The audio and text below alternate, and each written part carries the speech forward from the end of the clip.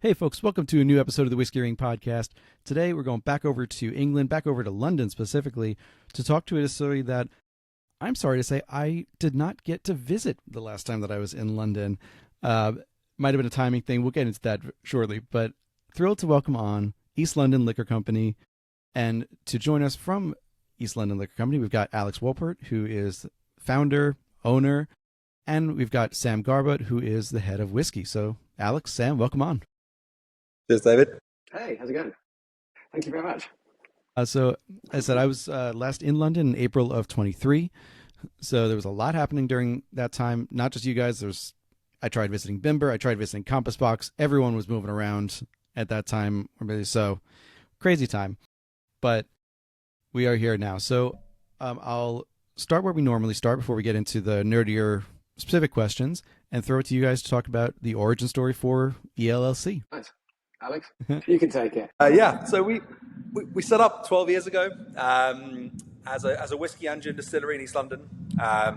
We've been fortunate to be able to kind of grow the business over the last 12 years to, not only London, but regionally, nationally, and then globally as well to some key markets, which has been really wonderful to see the brand outside of the UK.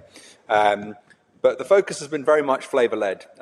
My background was bartending, so it was very much a flavor-led approach. And, the remit for all the liquid development, whether it was gin or whiskey, was very much what's it going to taste like in the glass?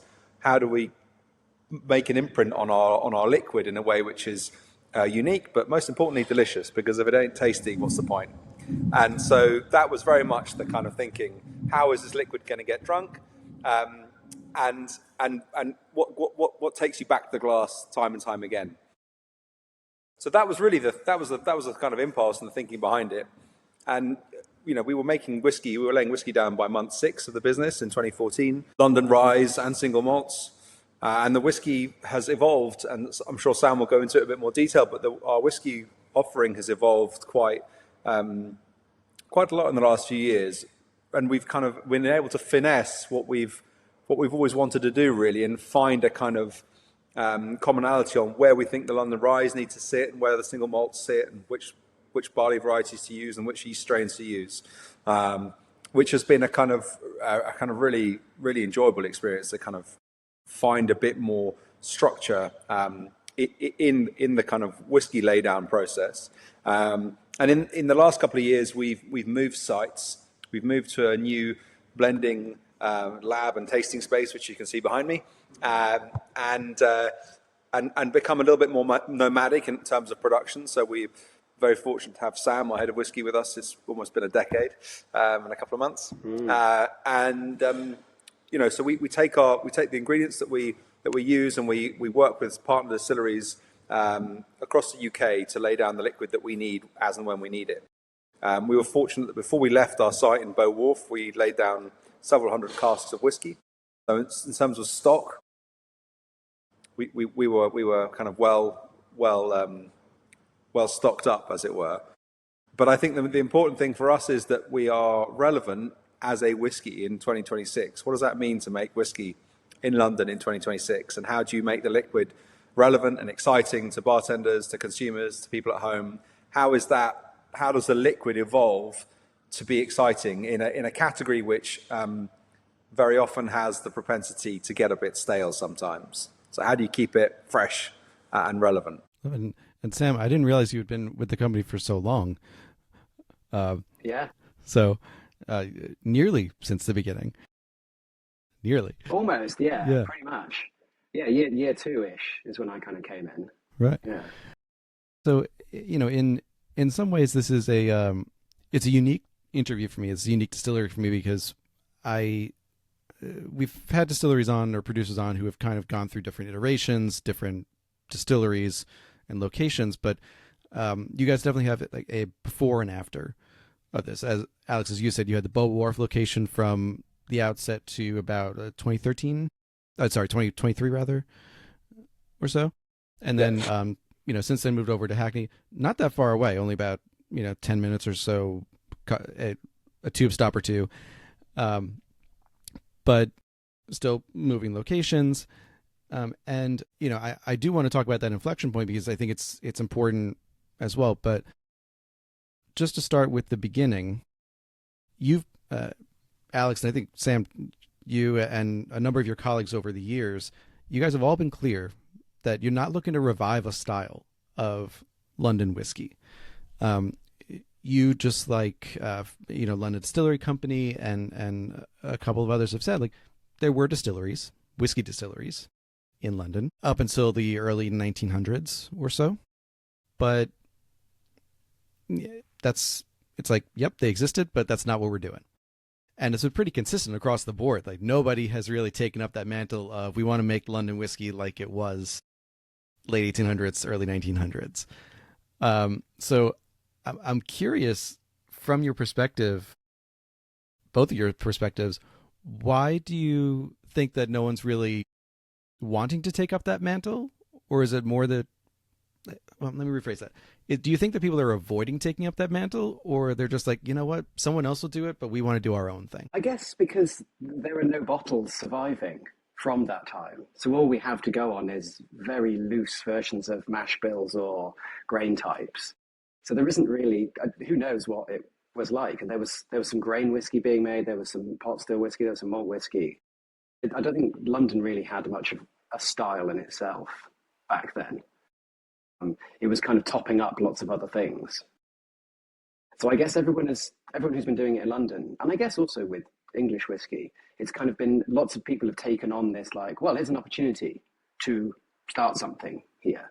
Like, we don't know what it should be necessarily. Nobody's agreed on what it should be. Everyone's agreed that people should do things differently and experiment, which has kind of been nice.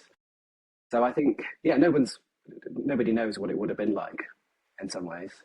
Valley was the last place that was closed down in, 1901, something like that. So, yeah, there are no surviving bottles or casks or any juice anywhere. And I do want to shout out, because I think it's a good moment to do so, shout out Richard Foster, who made the introduction to us. He was on a couple of months ago now, it's hard to believe, to talk about English whiskey as a whole. And he's been kind enough to make introductions to East London Liquor Company, as well as a couple of other guests who are coming on in the near future. So thank you again to Richard.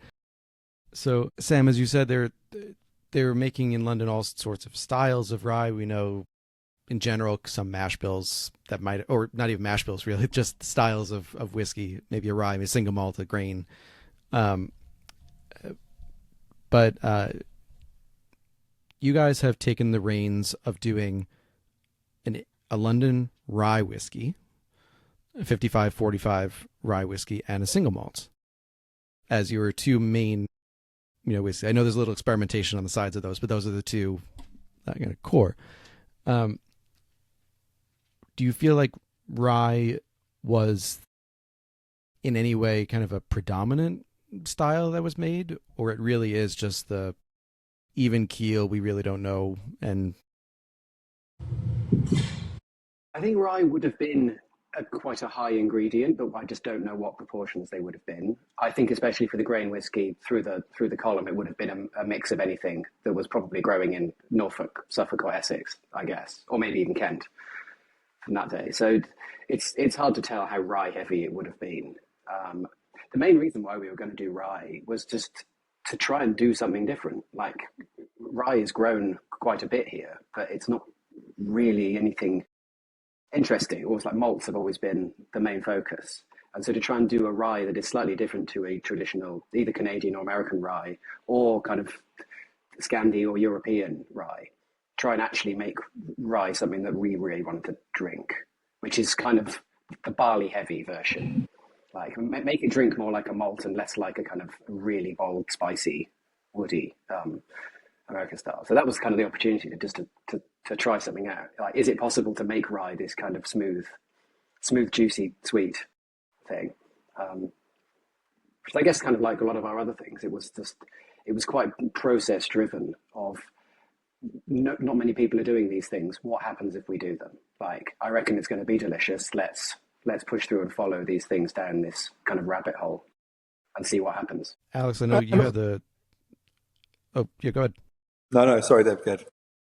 I mean, well, this might lead into the answer, but I was going to say, I know, Sam, unfortunately, I don't know your history as well, but Alex, I know you had the history in bartending prior to starting the distillery. So when you were thinking about starting this and talking with early partners and looking at the landscape, I know gin was also a major focus of the company. What kind of hole in the market, particularly in London, in England, in the UK, however you want to frame it, what hole in the market did you see that you were like, a rye would work really well here? And to Sam's point, not an American style rye necessarily, or a Scandinavian style or Nordic style, but our own style of rye. Yeah, I mean, it's. I think the gap in the market I'm not really. It wasn't so much that there was this like screaming gap that we thought we have to fill. It was more a kind of. There didn't seem to be anyone in the booze industry selling booze to bartenders leading with what they needed. It was kind of led with marketing, led with history, led with slick campaigns, but there was no one really saying, look, this is going to make a really good Negroni, or this is going to make a great Boulevardier. And I don't know whether that's because people didn't want to shoehorn themselves into a specific place, or because bartenders weren't selling booze in those days, or they weren't creating booze in those days. And so the focus was different. But for me, and I think for all the team, it was, how do we make this delicious? And what do we like, and why do we like it, and is that relevant? Sometimes we're on our own little echo chamber and we have to quite consciously step out and go, we like it, but will the rest of the world give a shit and like it and drink it? But equally with the rye, there's some incredible American ryes, and I worked with a lot of them making drinks for a living, and it was a kind of question of, if there's something admirable about the grain and the process and what comes out of it, how do we make that our own in London? And I think the main thing really was quite proud about the fact there's quite a lot of barley in our rye. And that might sound like a bit of a contradiction, but there's 55% malted rye and 45% malted barley. And that barley gives this kind of bready base, this kind of buttery, biscuity base, to give the spice somewhere to sit without it being dusty, without it being too overpoweringly spicy. And that creates a moreish, yummy rye. And it works in cocktails, it works in your glass neat, it works with ice in the glass. And it's versatile and it's tasty. And I think that's, I think if there was if we did see a gap, maybe I'm giving us all too much credit. I'm not sure we saw a gap. We just wanted to pursue this idea of making really tasty, compelling booze. And rye felt like a really exciting pathway to go down from the whiskey perspective. We were making single malts pretty much from the same time as we were making ryes, with similar fermentation approaches and similar yeast approaches, but the rye has sort of felt very much an East London kind of endeavour, as you said earlier. And there's a funny parallel to be made too, where a few weeks ago, as of this interview going live, I would have spoken to Alex Clark and Amy Grindeland over at Fort Hamilton Distillery here in New York, and Alex being a South Londoner. I don't know if there's any rivalry there, but him being a South Londoner here since '98 or so, but he also has significant bartending background, high-end restaurants and all of that. And here in New York, in the U.S., in the late '90s, mid 2000s, there was one, maybe two ryes available for cocktail making. It was usually, what was the one? Rittenhouse? Old Overholt, probably. Yeah, Rittenhouse. Old Overholt first, and then Rittenhouse came in like a couple of years later. But even then, like two, until the whole craft whiskey scene blew up. But one, maybe two ryes available, and that was here. What did the scene look like in London, in terms of availability of ryes for cocktails or just for perusing and drinking? I mean, it was. There wasn't much, was there? There was very little. Rittenhouse in both SKUs of Rittenhouse was it, really? Yeah, and then because there was nobody in England really producing rye at that stage. So Oxford Artisan were doing it, and then the English had maybe made a bit, but it wasn't really their main thing. So, and then Arbiki in Scotland were probably making it a kind of a rye whiskey heavy, but like that was kind of it. Even in 2012, 13, 14, there wasn't a lot anywhere that was produced here. And was rye being grown as a as a production crop for whiskeys at that point, or was it just kind of like here, like a cover and catch as catch It was will? cover crop and also for rye vita, the crisp bread biscuits. There was some insane stat that apparently back then 90% of it or something was all going to rye vita, and then everything else was made up of the last bit. It was like maybe it wasn't as high as 90, but it was something insane stat like that. So it was obviously like rye was kind of like, it's rye. Like here's all of the different barley varieties that we're all breeding, and everyone's going nuts about. The rye was like whatever. But yeah, it's a cover or a rotation kind of crop. So yeah, it seemed fun to do something with that. I also guess at some point that rye would have been a lot more of the percentage of grain grown here. It would have been a higher percentage, but it doesn't yield as much, and it doesn't cost as much. I guess you can't sell it for as much. Barley is like the golden crop. Right. I was figuring it was probably going to be a cheap filler grain, if anything, until recently, really, when it's purposefully grown now. Before going into the production side and the current phase, I do want to ask, and tell me if this is an off limits topic, but I do want to ask about that inflection point in East London Liquor Company, which was, I believe, in 2023, and that was a very brief receivership, like a month, basically. And I will say I'm thinking of this in two contexts. The first one being it's an interesting part of the story. You guys have clearly survived and pivoted, and all of that.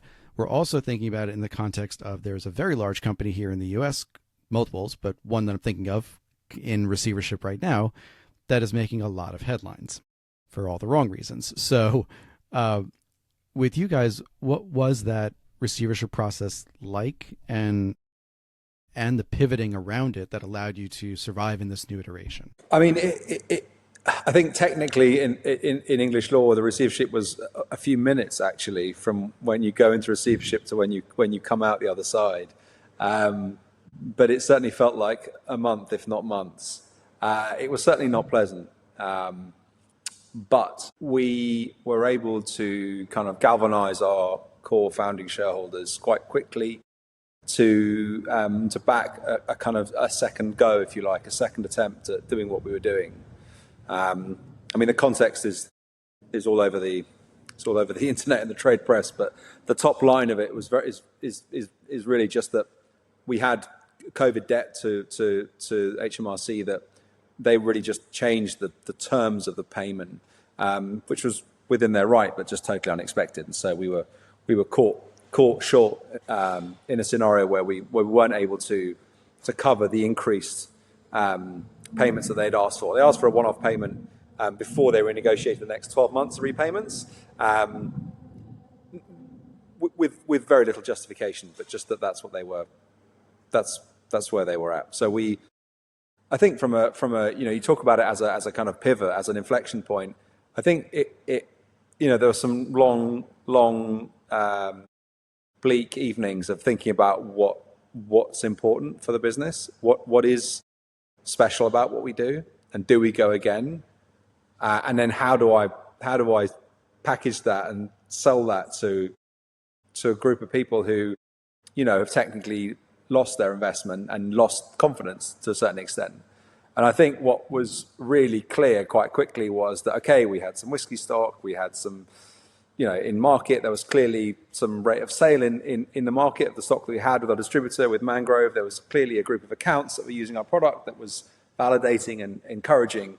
But actually, probably what really kind of got us to where we are now is probably two things, really. One is the kind of brand and what resonates with it as a brand in the on and off premise, what people associate with us, and good quality, no nonsense booze. There's very much a kind of we've been very lucky. We've got a lot of loyal accounts, particularly in the UK, who back us and use us. But the other thing was team.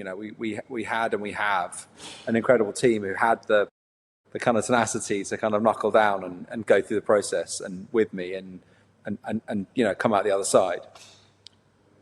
Having our own production space was not one of the things that stood out as being a USP for us anymore. It was we were in a different world really, and the economics of owning our own space at that time felt kind of totally untenable.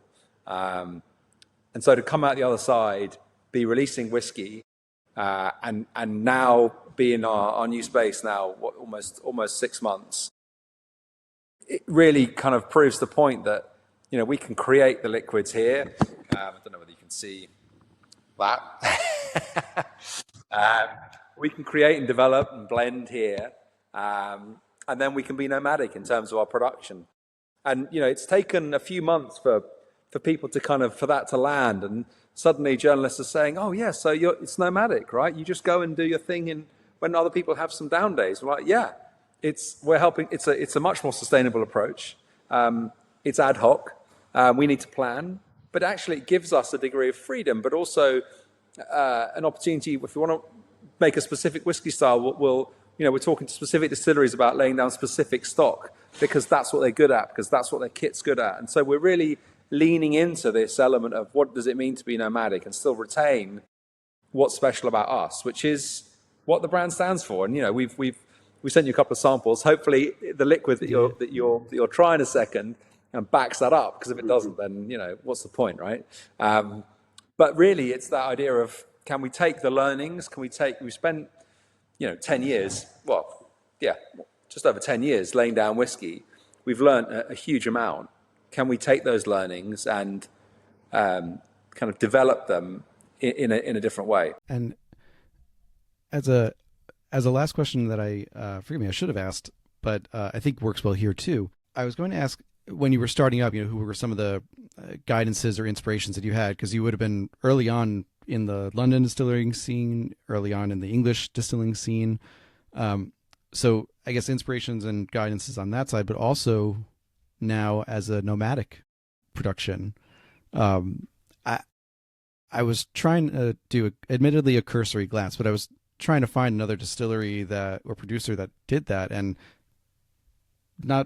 one didn't pop up immediately. You know what I mean? So I guess, who have been some of those inspirations or guides along the way to succeeding in these endeavors? But certainly from the flavor and kind of ingenuity in what things can be done in whiskey, we definitely looked at Westland a lot.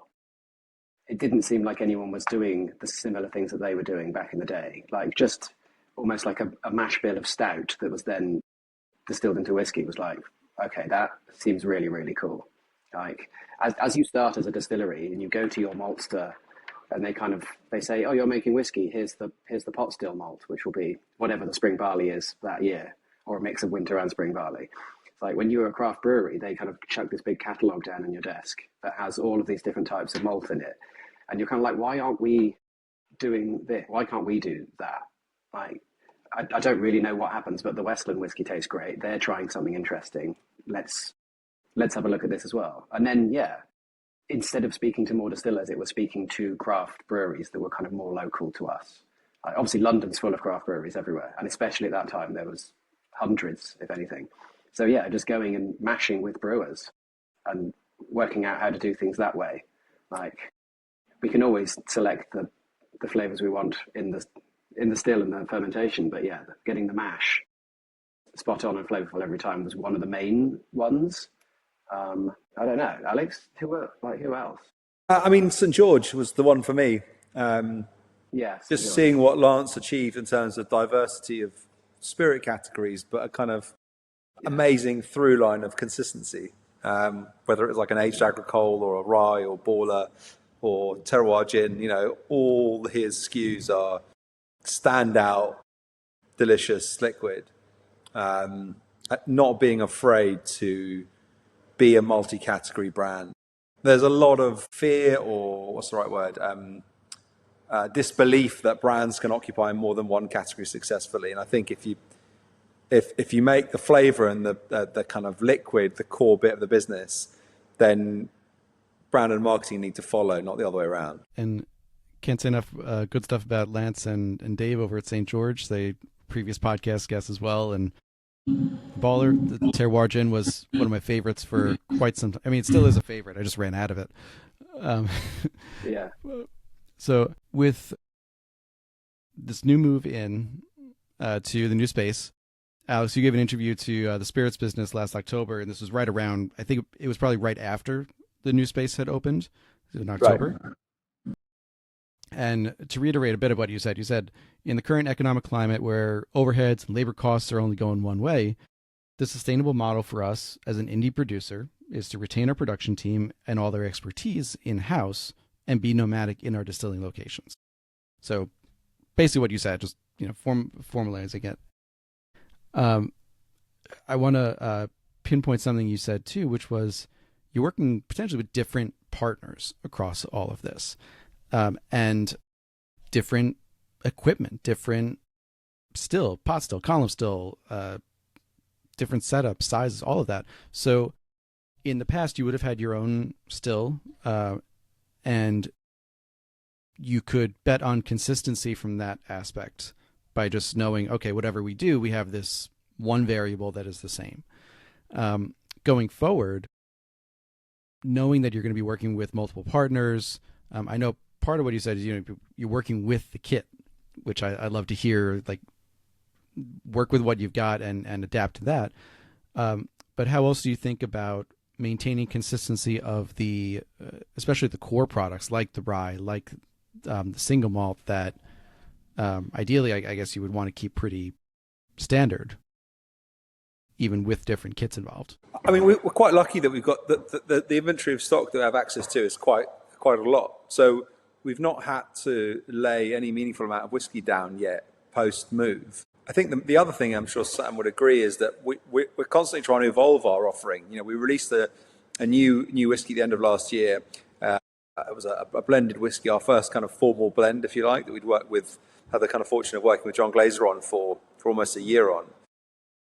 And, the component parts of that were kind of quite joyfully explored to see how we could get to something that we thought we could really own a different space in the whiskey category, in our category, if you like, in what we'd released so far, but also that could sort of join the dots between the kind of esoteric, weird and wonderful stuff that we released up until now and the kind of core house spirits of gin, vodka, rum that we had.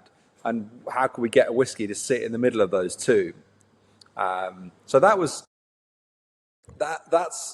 quite an exciting proposition, because actually it means we're promoting the blending part of our production process much more than just the distillation. It's not minimizing the distillation process, but really that there's a degree of creativity involved in the blending, which, if we're doing our jobs right, is ultimately what unlocks the drinker and the drinks in the bar.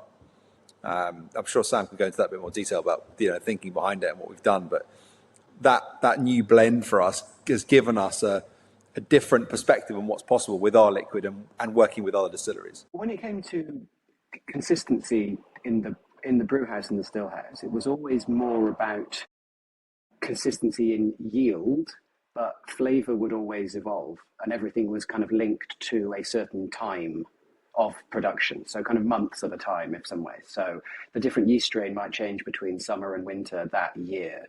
So the consistency of having one thing was always fluid anyway. So long as it was flavourful and made well, made to a good standard, then the consistency of it being the same this year as that exact rye was last year was not really the main option. It was always kind of evolving towards a kind of better version. So as the rise in the single malts and those cores were always kind of changeable year on year, each batch would be a kind of a new year's version, with changes, but also the idea of it was the same.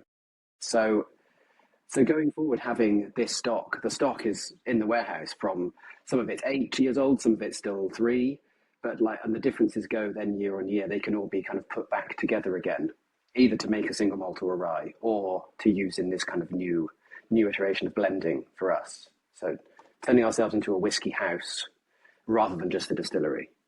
And it's given you a lot more flexibility. It's now flexy to what we want to create, and pick and choose the fun bits from us that make those blends seem like our style, even though our style is just kind of experimental.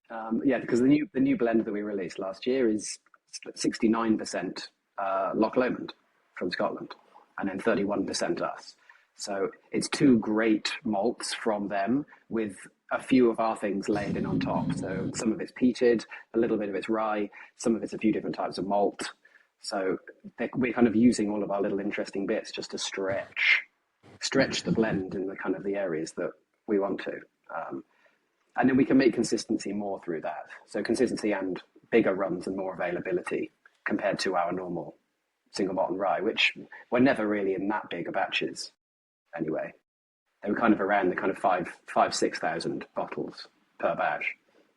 But yeah, it just enables us to use these more things. That's what, like, I'm doing back of the head math right now. So it's like about 20 barrels max, something like that per batch. Pretty much. Yeah. Pretty much, yeah. Which, I mean, that certainly would fall in small batch for me. That's I know that term has no legal basis anywhere, I think, but it seems like small batch. And it's quite small batch, yeah. And specifically to this is important with the English whiskey scene and the GI that continues to be fought for. As nomadic producers, I asked about the still, but I should also ask, as you alluded to, about the fermentation and brewing. This is such an important part to you guys, but also clearly to pretty much any English distillery or producer I've spoken to, that the wort, the malt, the fermentation is just as important, if not more so, than the distillation process, because that's where you're getting all the flavor in there. So, I know it's early on, you haven't had to lay much down yet, but with the partners that you intend to work with, will you be kind of brewing using their equipment as well? Yeah, it'll be everything done there. So the simplest way of thinking about it is we'll show up for 2 weeks with all of our stuff. So we'll send the malt in, we'll send our yeast strains in, we'll send some bits, and I'll stay there wherever it is and make whiskey for 2 weeks. It's effectively like you're kicking them out and we're coming in and just using the pots and pans, and then they can come back afterwards. like you said, if they've got downtime, might as well. Yeah. Exactly. And I think, I don't want to speak for a lot of other distilleries, but I think lots of UK distilleries are probably not at full capacity at the moment. People are probably having a few more breaks. Like, people have been kind of blasting through stock for quite a while, like adding to their inventory, and kind of like everyone's kind of easing back a little bit. So it kind of seems like the right time to do it. But basically we would be, because we made some peated whiskey as well, we made some rye, we made some kind of clean single malt with some more heritage grains. So yeah, the idea will be to choose the production site accordingly to what those people already do quite well. Nothing's been confirmed. I can't talk about it yet, but about who that is. But fair enough. Then it'll be going to those things for the right. Yeah, yeah. we can't say yet. Nothing's been fully agreed. But hey, this isn't a gotcha podcast. So everyone's been really receptive to the idea, which has been interesting. So as soon as we approached everyone, they were like, "Cool, sounds great. Come along." Even peated. Even peated, yeah. Okay. Some places would say anything but the peated because it's almost impossible to get out of the stills once you've done it. Almost, not entirely, but like, yeah. So it'll be all right. And we won't be using any low wines. All of our low wines and things will be kept for next batch. So we're not kind of like interjecting too much other stinky peat into their systems. And with the, I guess this goes for the peated, but it also goes for really all the grains. You're still getting those grains from Norfolk, right? I'm saying grown in East Anglia, but from Norfolk maltings. From Norfolk malt, yeah, crisp in Norfolk, yeah. Apart from the peated malt, that still comes from crisp, but from their Invergordon site in Scotland. So that's Scottish malt that's been peated up there. Okay. But again, I've said this with those distilleries in England as well. Like, I love the fact that you guys are actually getting to use your own grains rather than sending them north or west anymore. So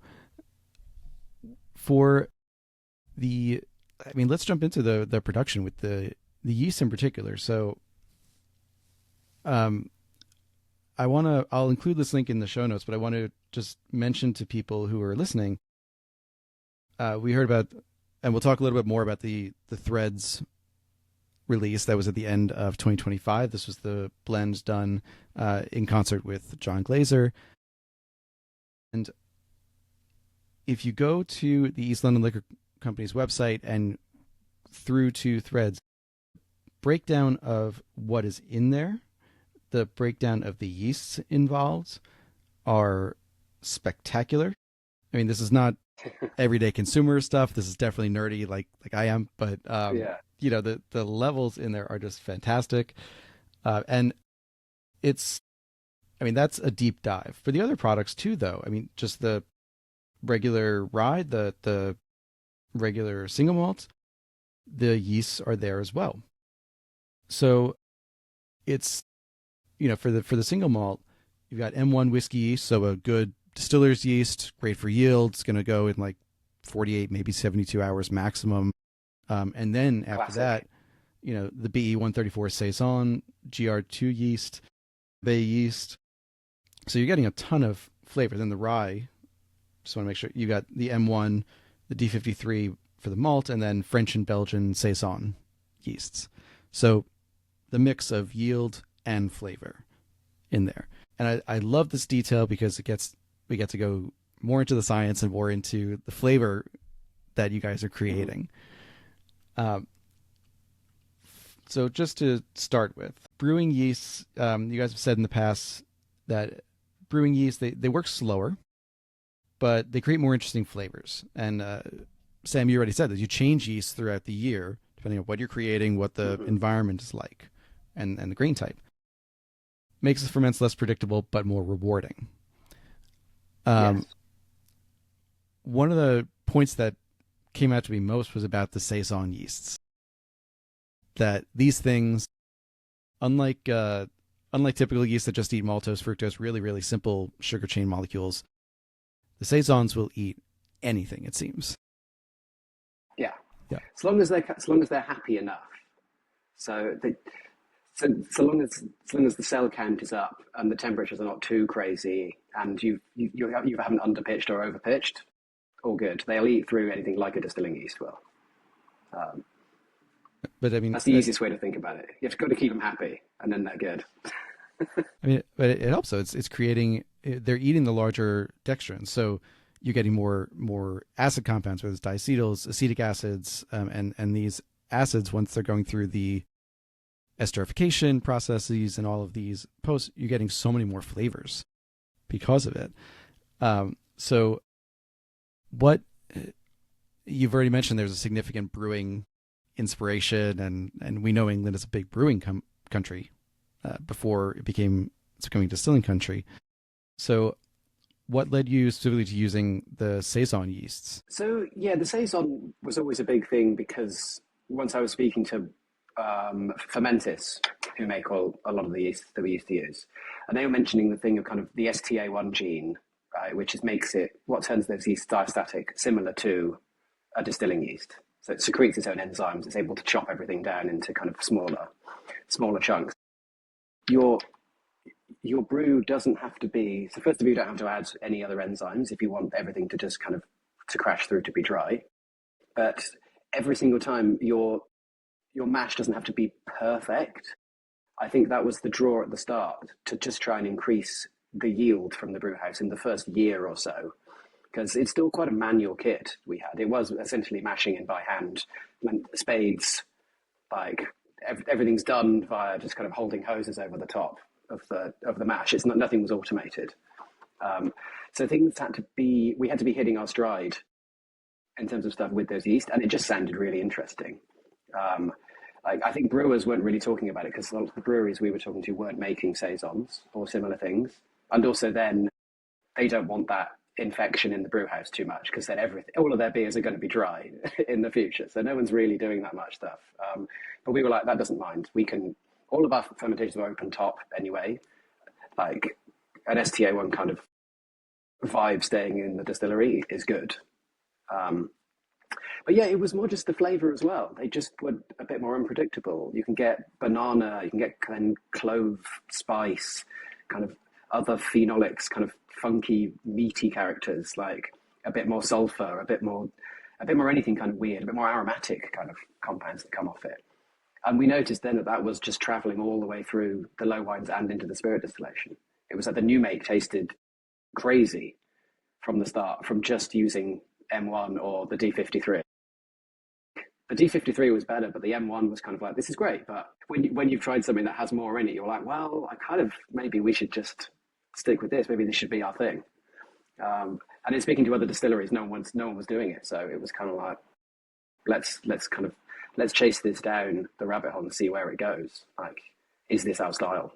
So, yeah, I love this. I said there were lots of other yeasts. There was lots of other yeasts used as well. We tried lots of other things, but obviously none of them work quite as well, either as singular ones or matching with a distilling yeast. They're still leaving residuals, which is, it's not that useful, really. It's okay for one-offs or singular things, but all the time it's not that good. Are you doing co-pitching, or do you time the pitches separately for the different yeasts? We try, for a lot of the time we were timing it.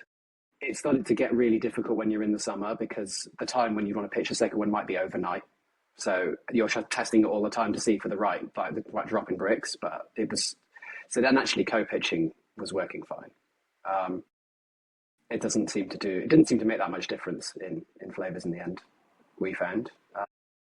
If you're adding two yeasts, that was it. If you're using just Saison on its own and just trusting it at the right time of year when it either wasn't getting too hot or getting too cold, it was fine to use Saison on its own. Or even both Saisons together. But yeah, in the summer when it was very hot, because the brew house would switch from being 39 degrees in the summer to being 4 in the winter.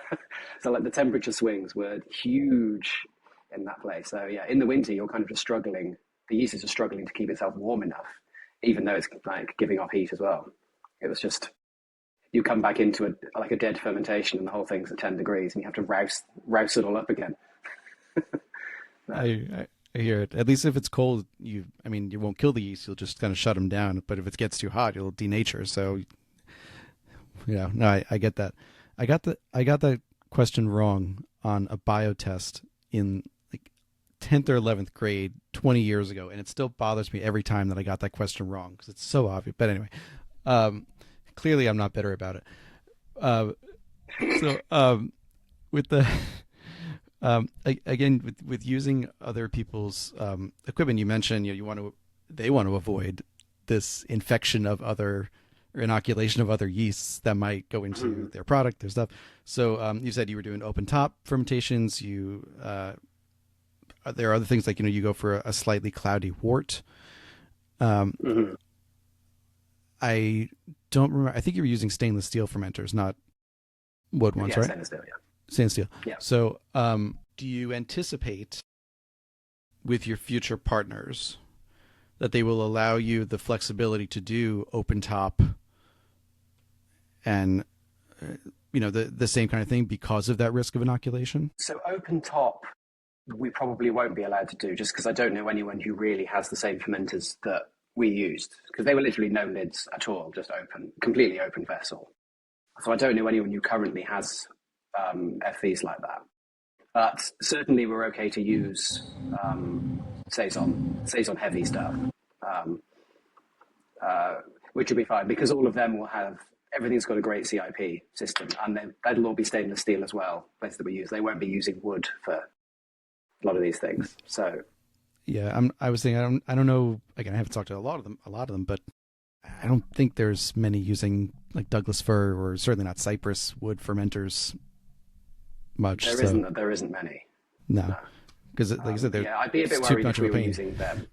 Yeah, it's too much of a pain to clean, and yeah, if you're doing what we would consider the sweet mashing every time, it's just I'm doing research for an episode now with a producer who's doing sweet mash and using wooden fermenters.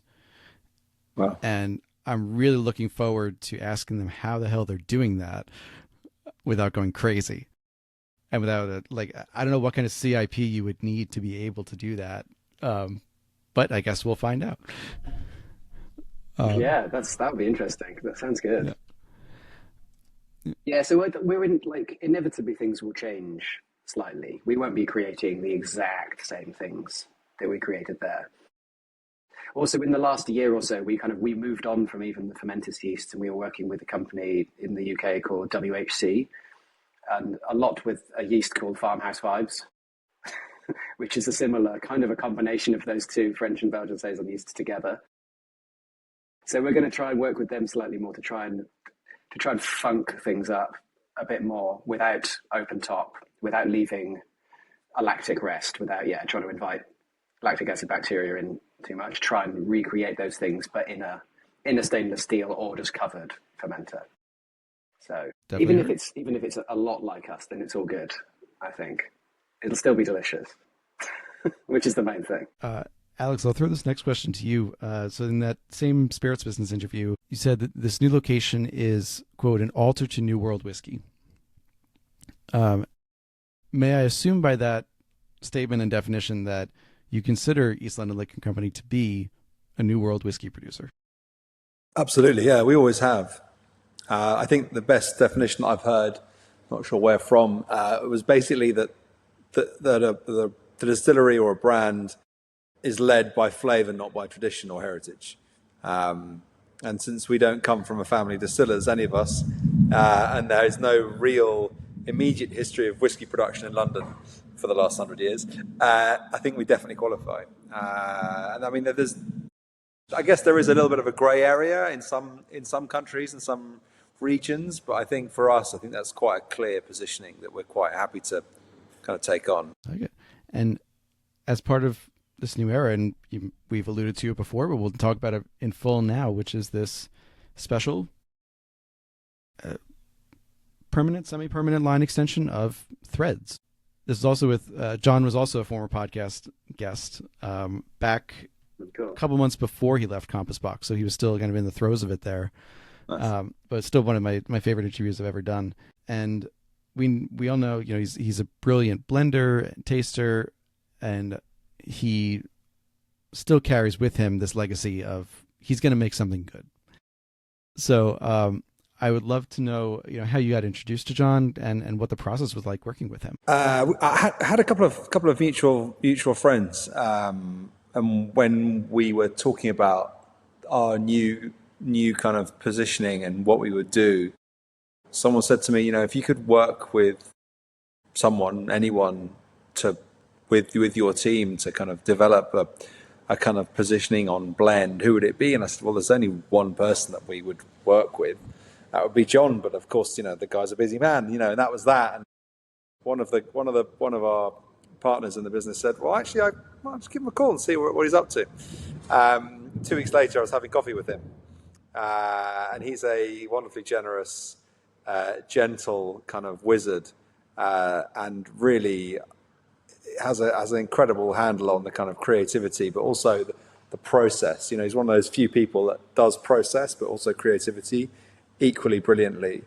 And I think Sam and I had the most wonderful professional development for 10 or 11 months of sitting in a room with him, 2 or 3 times a month, and kind of getting to know our own inventory better, but then also getting to know,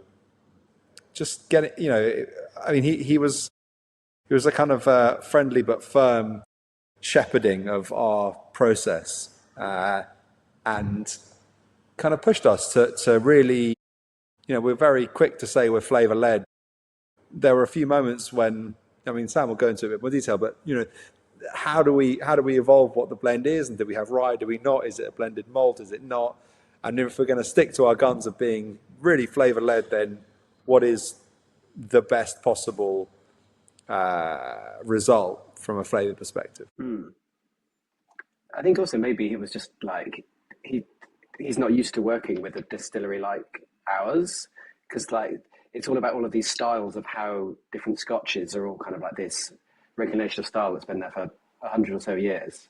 He kind of, if some of the early meetings, it was like, oh, show me a typical bourbon cask from you guys, like bourbon cask single malt. Just let's run through a few of those so we know what we are. And I'm like, yeah, we've got, so this one's Marisotto, that one's Plumage Archer, that's Concerto, that's like, that one's actually 2 different types of yeast, that's actually just Saison, that's actually M1. He's like, for all years? I'm like, yeah, for all years. He's like, right, okay.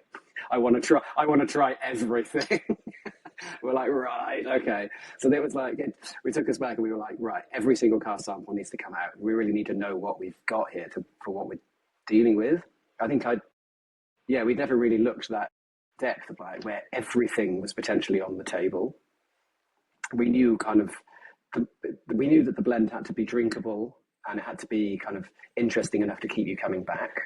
But in terms of flavor profile, there wasn't much that was kind of hemming us in from the start. He was very much like, yeah, what do you want to taste like? And it's like, well, I think we better see what we can do and who we're going to partner with in terms of a Scotch or another English producer, or because that was also on the table, right? We weren't nailed to being Scotch and us. It was open to everything. So we kind of tried a ton of other distilleries as well.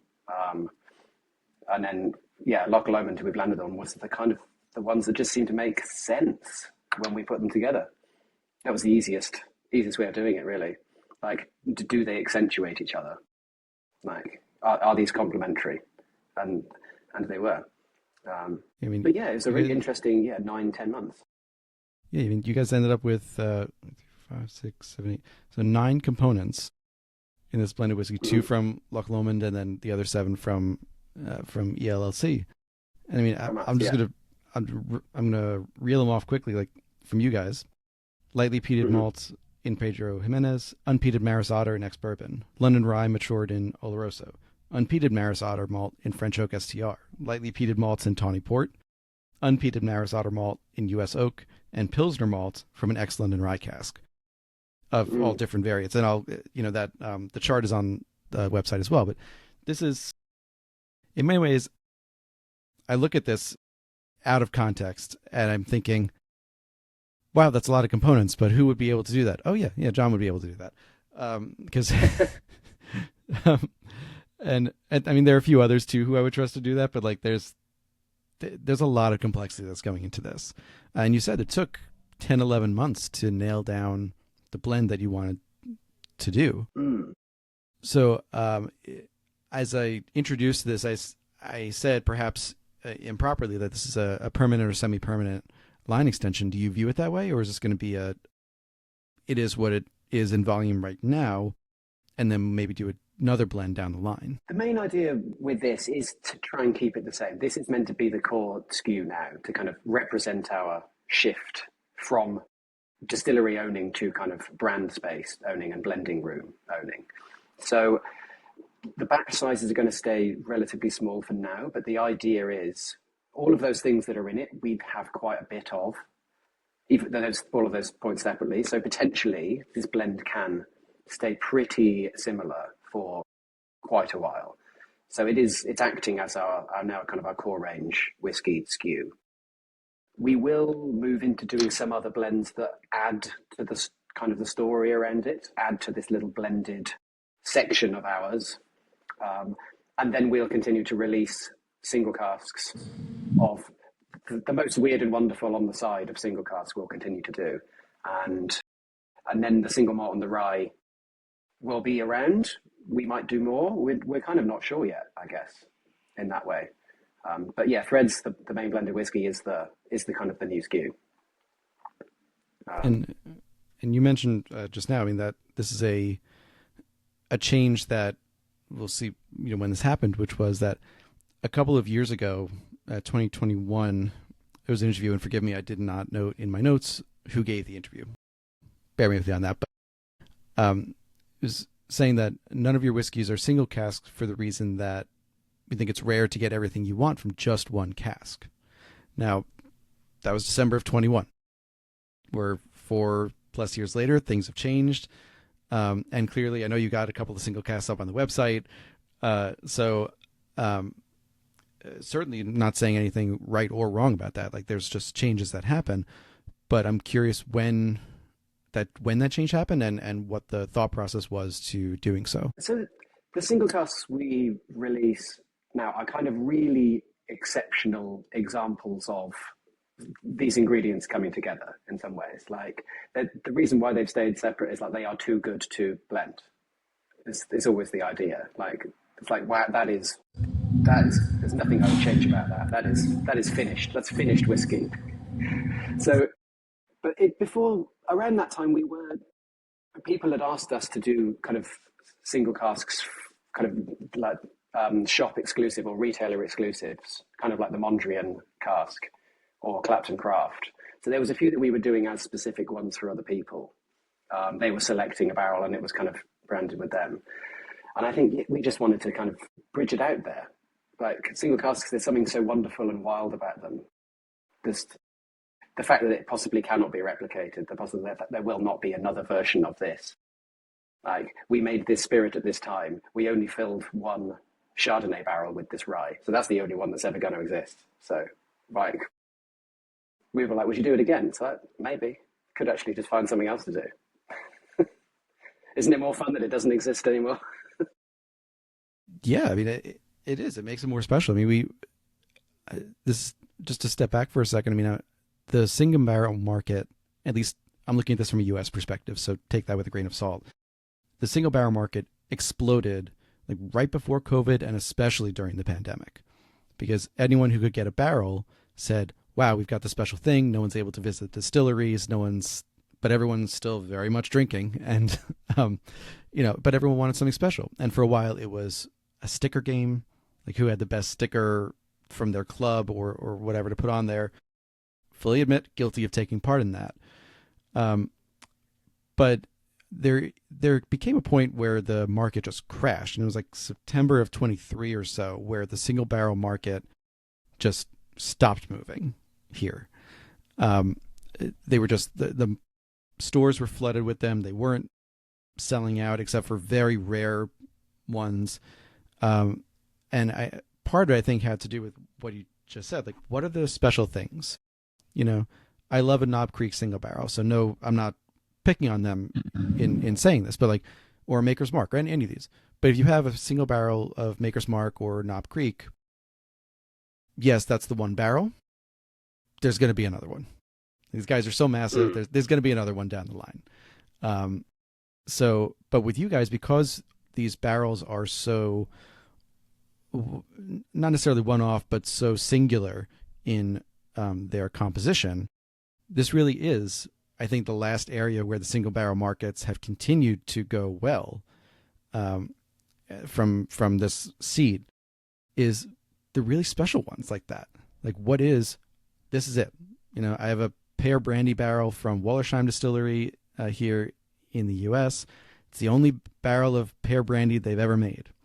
And that's cool to me, because once it's gone, it's gone. And it'll take, if they want to do it again, it'll take years to mature. It's 4.5 years old.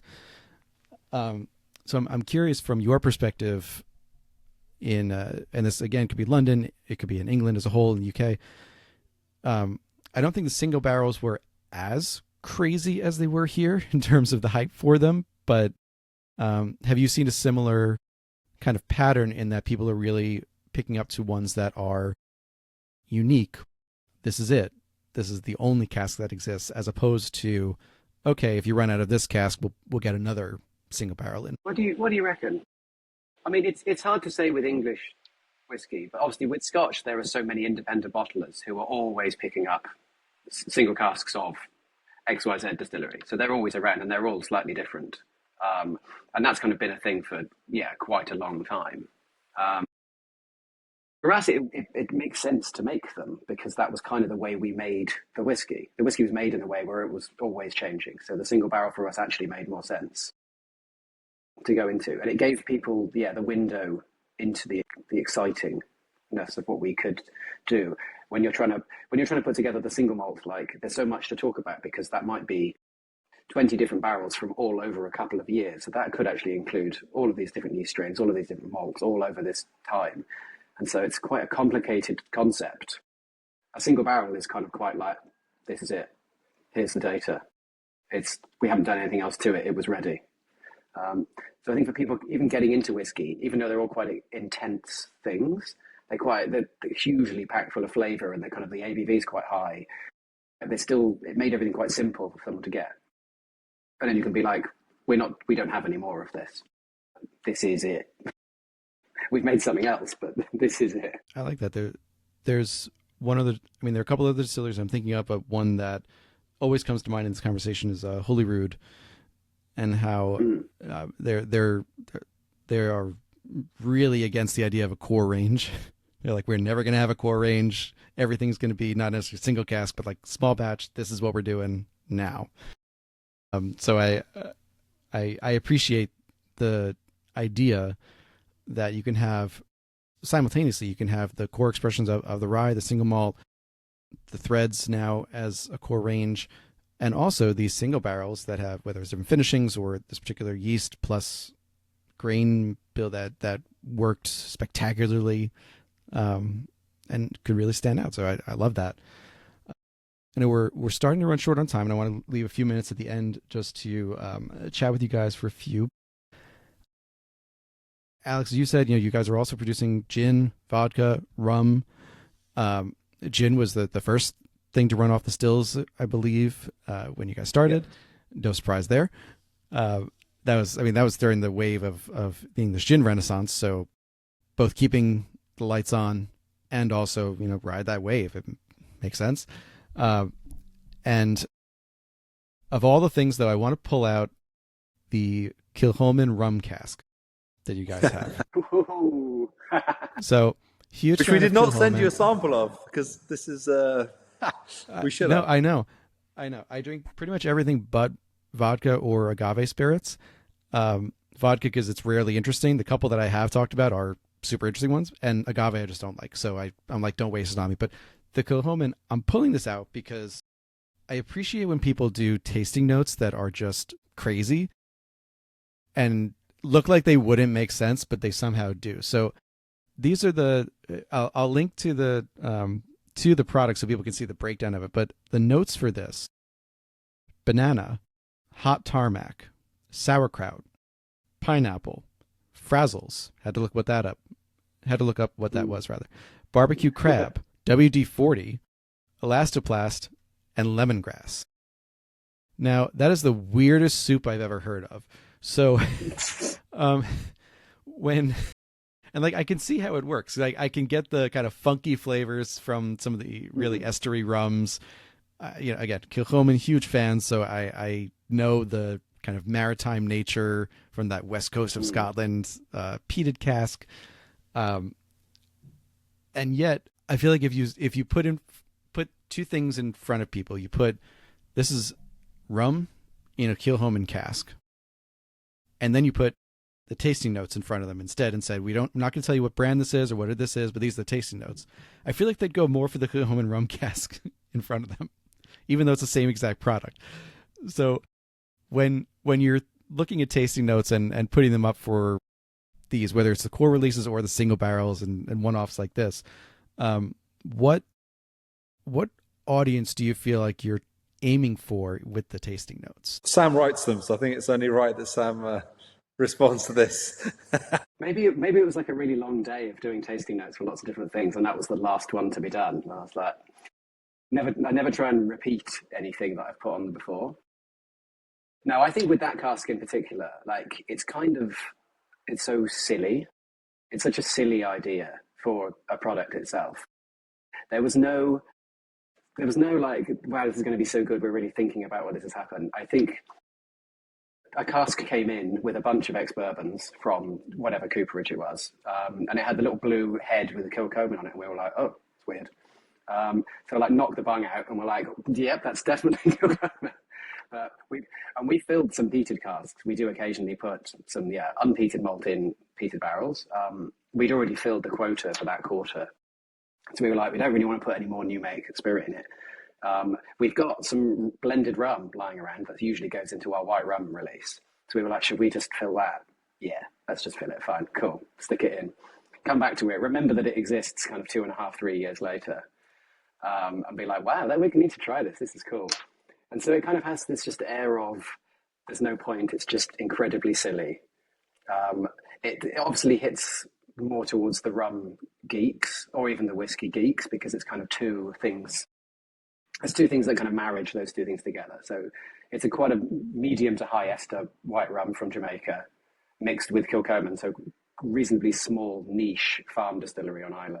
Both of those things together making effectively something that tastes like mezcal. Like one of the weirdest mezcals you've ever tried. That's kind of what it tastes like. So it's kind of conveying this sense of just being really silly. I mean, I describe it before tastings, when we ever do tastings, I describe it as unhinged. It is quite unhinged. Like, it's also, we didn't even water any of it down. It wasn't diluted. So the ABV is kind of 68.3%. Oh, so that's gonna be up there for, yeah. Yeah. Even for me, that's getting up there these days. But yeah, it's great fun. So I think the tasting notes just wanted to kind of convey how silly this is. Like, I just love WD-40 as a tasting note anyway. I've always wanted to kind of shoehorn that in somewhere. And it is WD-40. It's oily. I'm going to have to refresh my palate on the WD-40, the Elastoplast, and frankly, the barbecue crab. I feel like the hot tarmac I've gotten recently, but you should try and get hold of some Frazzles. Some Frazzles that are like kind of little bacon crisps.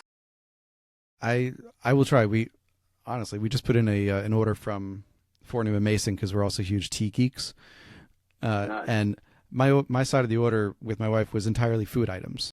So I didn't even get any tea, but just, British or English desserts and items that I can't get here because they don't make them. But I will have to search out Frazzles for sure.